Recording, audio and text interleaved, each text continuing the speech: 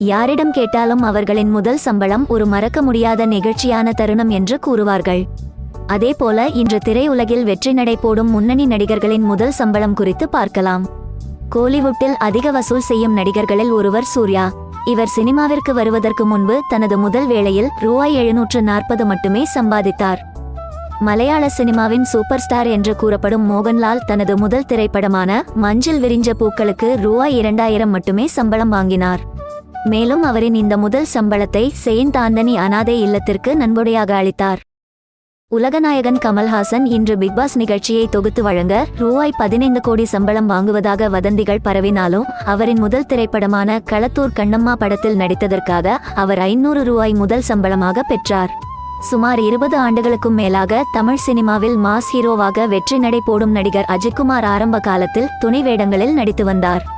அவர் தனது முதல் திரைப்படமான பாசமலர் திரைப்படத்தில் ஒரு நிமிட காட்சியில் நடிக்க முதல் சம்பளமாக ரூபாய் 2500 பெற்றார். பாலிவுட் சினிமாவின் பாட்ஷா என்று அழைக்கப்படும் ஷாருக் கான் அட்டெண்டராக வேலை செய்தார். அவரின் முதல் சம்பளம் ரூபாய் 50. இதனை அவர் தாஜ்மஹாலை சுற்றி பார்க்க ரயிலில் செல்ல செலவு செய்தார்.